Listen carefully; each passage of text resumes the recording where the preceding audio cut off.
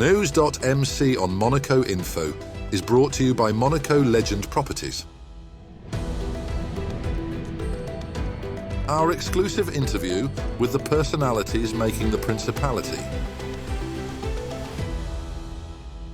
My name is Thierry Boutsen. I was born and raised in Brussels. I did some studies for engineering when I was 18 and did 2 additional years to have this. I had a perfectly normal childhood, nothing special. Apart from one thing is that when you ask my mother today, my father has passed away a few years ago. My mother is still alive. She's 93 now. She's in top condition. She's pretty fit. I saw her 2 days ago and everything's running well. But when you ask her about me, she will tell you that I started my professional life when I was 3 years old. Because at that age, I told my parents that I wanted to become a Formula 1 driver. And I have no idea why. No idea where it's coming from, because in the family there was no link whatsoever. It came from somewhere. I saw a film or maybe a report on television that just lighted the fire inside me, and that was the beginning of a long career. Of course, when I was 12, 13, I hesitated. I tried to go into racing school, a car racing school, but it was not authorized because in order to go onto the racetrack, I should have had a driving license, which you can only get when you are 18. So 12, they refused to give me the possibility to drive on the racetrack with the car. So I thought maybe karting. Then I looked into the history of karting in Belgium, and we had a very bad example because François Goldstein, who has been many times world champion in karting, went from karting into the car racing, and he did not succeed. It was a total failure for whatever reason. I don't really know today what were the reasons for that. So I took it as an example not to follow, and I waited until I was 18 to be able to drive on the racetrack on a proper racing car. Yes. Take into consideration also that I did study engineering afterwards. I got into Formula 1 when I was 26. And that was quite late because at that age, somebody like Emerson Fittipaldi was already world champion. But I had no choice, actually. I was living in Belgium. It's a very small country. There is no big industry, no big sponsors in Belgium. So I had to follow the steps of learning, especially because I did not have the same racing education like some of my friends who did karting and who did race before the age of 16, but because they were allowed to. So when I was 18, I started to drive, but really got going when I was 20. I spent 2 years in Formula 4, 2 years Formula 3, 2 years in Formula 2, and then got into Formula 1. There was a lot of pressure that I put to myself. I mean, I said to myself, I have to succeed. I have no choice, but I go for that. I want to become a Formula 1 driver. I need to succeed. There was no question about that. And I did everything I could to motivate people to help me, from the organization, from the logistics, from the sponsoring. The whole of Belgium was behind me to help me. I had big help from the press as well. I speak both languages, French and Flemish, so I had, let's say, the 2 communities behind me, and that was a big help. I call it a very good school for life, driving race cars and being a Formula 1 driver, because you need to be very strong mentally in everything you do. Never let things go down, never be pushed down by whatever can happen to you. It goes up to the point where I've lost many friends. I mean, during my career I lost 15 friends. They were very close, we were racing together, and they died in accidents. But even that does not push the other drivers down. I mean, it's part of life. So this is psychologically, it is sometimes very hard. But when you get over it, you get so much stronger. You need to be able to drive a car fast and understand the car, set up the car. And when you work for a good professional team, you need to be a very important person in the team, because you need to direct the team, the engineers, the mechanics into the direction that you want in order to make your car competitive. On the other side, you need to look for sponsors as well, and to help your team finance the car and the racing. So it's a mixture of everything. I mean, you touch many different areas, and when you put it all together, it's a very good school of life, because you touch a lot of different points, important points in life. I was driving in Arrows with a BMW engine that was a 4-cylinder, 1.5 liter with a big turbo, and we had something like 1,100 horsepower on the car, so big power. The car was very light, 525 kilos, so it was like a monster to drive.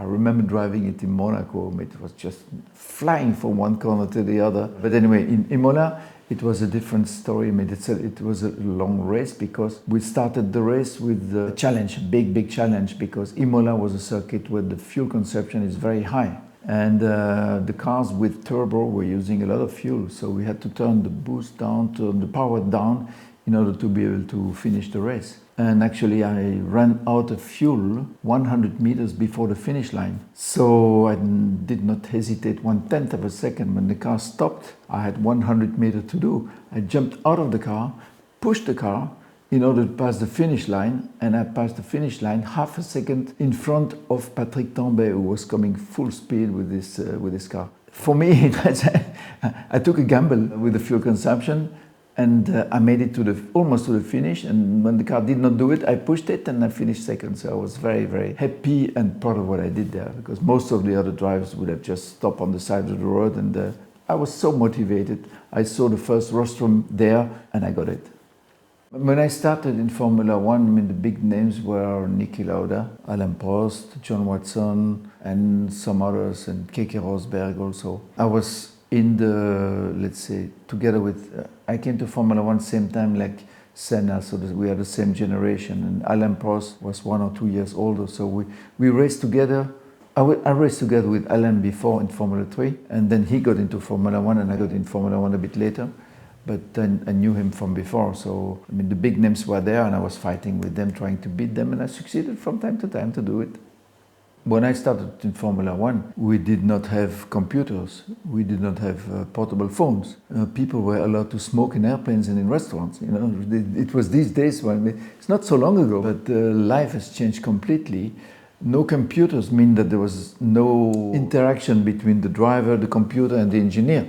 It was a direct talk between the driver and the engineer, and it was up to these two guys to find the best solution to develop and to set up the car. So it was, I really loved it. I mean, testing was for me as important or as enjoyable as racing, finding solutions to make the car better, to make the car more reliable, to make the car faster, easier to drive. And there's a lot of ideas that come from the driver to the engineer. He has to work it out and apply the solutions to the car. And testing them to verify this was so enjoyable. That's a big change today, because today the computer decides how to set up the car, the wind tunnel decides how to set up the aerodynamics of the car, and the engineers are there to teach the driver how to drive. We needed a lot of experience to become Formula One driver. Today, you see, the drivers are 17, 18, 19 years old, and they can win Grand Prix, which in our days would have been totally impossible. We needed experience to build up this knowledge and apply it into the racing. It's not something that I thought about it. I saw a lot of other people retiring when they got to a certain age. But I did, apart from Formula One, I also did a lot of endurance races, like 24 Hours of Le Mans, like 1,000 kilometers races in Monza, in Spa. I did the World Championship. Actually, I won the World Championship in 1986 with the team, the Walter Boni team with the Porsche 962. I enjoy doing endurance races as well, very much. And when I retired from Formula One, I did a lot of endurance races as well. Until one day I was testing a car preparation for Le Mans 24 Hours. And it was a Toyota GT1 car, so very competitive car. Probably the best car that Toyota has ever made. And I was testing the car in Le Castellet. So we were preparing the 24-hour race, but we were testing for 36 hours, non-stop, to see what would break on the car. During the night of this test, it was 3 o'clock in the morning, I thought to myself, this is extremely dangerous what I do. I should not continue that very long. And that was the exact moment where I started thinking about it and took a decision to have the Le Mans race as my last race. I had already started to work on some totally different area. It was in the aviation industry, working as a broker in the business jet industry. So buying and selling business jets first of all for friends. In Formula One and in racing, my first client was Heinz-Harald Frentzen. Then I had Keke Rosberg, Mika Häkkinen, Michael Schumacher. They all came to me to buy or to sell an airplane or helicopter. That's how I got started. And in '99 I had this accident that put me out for a little bit of time. By the end of the year 2000 I was competitive mentally and physically again, so I did that. And since then, well, I've been doing mostly that as a professional.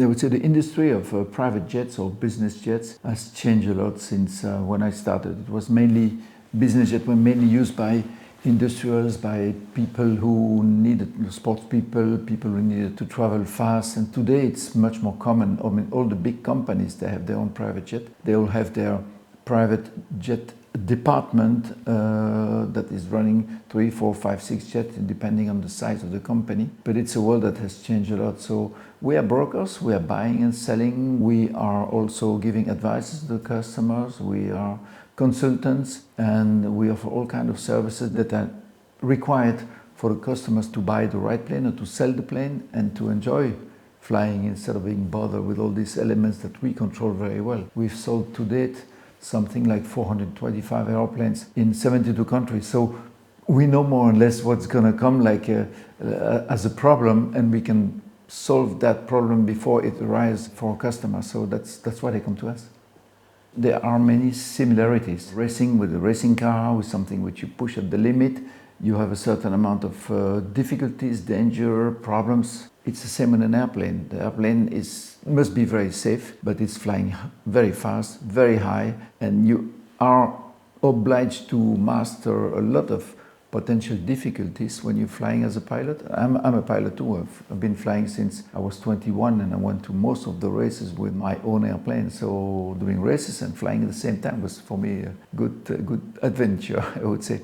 But there's many similarities between the two, and running a racing team as a pilot, the pilot is probably the most important piece of the puzzle in the racing team. I applied the same philosophy in my company and running my team like a racing team, where everybody is working together in order to finalize transaction for a customer. It's not one guy fighting another, or there is no kind of hierarchy in my team. I mean, everybody works flat out to help everybody, and when we sell a plane, we celebrate like if we win a Formula One race. I don't say the people work for me, they work with me into achieving a goal, and whether it's winning a race, whether it's selling an airplane, same thing for me. When I started the aviation business, it requires a lot of work, a lot of attention, a lot of dedication. It's a full immersion. Just at the time of COVID, I had the opportunity to sell a Formula One car to a customer, a friend of mine, in Japan. He was very happy with the car that I found for him. It was just a question that he said to me, I would like to buy a Formula One car, but I don't know where to get it. I don't know. It has to be a Ferrari, and I must be able to drive it.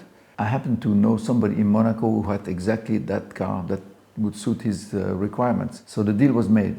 And after that, he came back to me and said, I would like to buy this car, this car, this car, this car. So to date, we've sold probably 60 cars to this collector, and all these cars went to Japan. So that's how it all started. And today I have a company in Monaco called Boutsen Classic Cars, where we source cars, special cars for collectors, and they can be race cars like Formula One cars or endurance racing cars, or let's say collect the cars for the road or for the circuit. I mean, there's no difference in there, but it's not a second-hand car dealership that we have. It is something dedicated to the car with a history, interesting cars.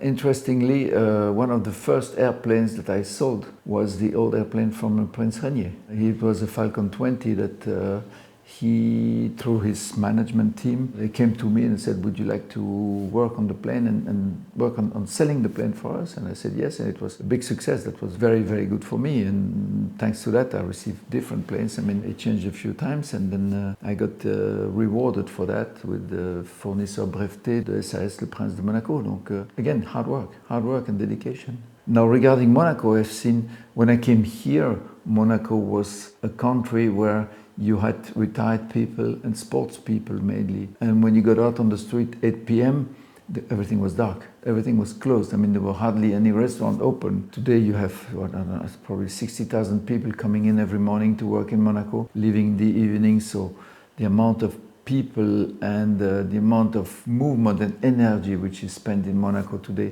is very different from the past. Monaco is very special because when there is something missing in Monaco, somehow they always find a way to fix it and to get it. Like the space. I mean, there was not enough space, so they built a huge construction over the sea They did it in Fontvieille, they did it again close to the Grimaldi Forum. I think Monaco is a country, it's a small country, but there is no limit. No limit in thinking, no limit in organizing events. I mean, if you go out every day in Monaco, you can do something else every day, something different every day. And that's probably the only country in the world where this is possible. It is an industry which has been through many changes. It was kind of booming, then came the internet bubble and went down. Then went up again, then we had the Lehman Brothers catastrophe, then it went down again. But today it has become very difficult for a businessman who has a very strict schedule to travel with airliners. I take it as a proof. I was in Belgium last weekend for an event at the Circuit of Zolder, and I should have flown back at 9 o'clock in the evening from Brussels to Nice. And finally I arrived at 3 o'clock in the morning. This is standard commercial aviation. With a private jet, I would have been here at 10:15, something like that. It has developed because of the ease and the punctuality and the flexibility of a private jet is something which has become necessary for all the CEOs and big bosses of large companies, especially international companies. So you see all these planes in Nice, yes, people come here to do business. These planes are used for charter as well. So when big families come here to spend the weekend, they don't want to spend 10 hours in an airport waiting for a plane. So they go in the morning, they get here on time, they leave whenever they want. So big advantage for that. The very first time I discovered Monaco was in 1979, I think. I came here and I drove in Formula 3. It was my first season. I had a car which was not competitive, driving for a very small team, no money to develop the car, to work on the car. So I think I did not qualify for the race in Formula 3, but that gave me a push to say that, I don't want this to happen anymore. Next time I come to Monaco, I want to be able to win. And actually the year after, I was kind of leading the race, a second position. I had an accident with somebody else, so I could not finish, otherwise I would have been on the rostrum for sure.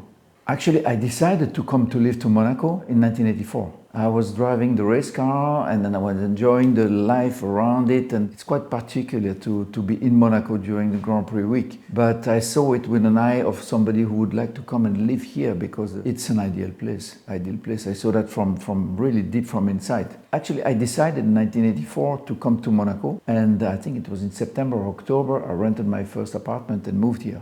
I've enjoyed every minute of being in Monaco. I've enjoyed the city, the country, the mentality, the safety. All my kids, I have 4 children. They went to school in Monaco. They have a very, very good education.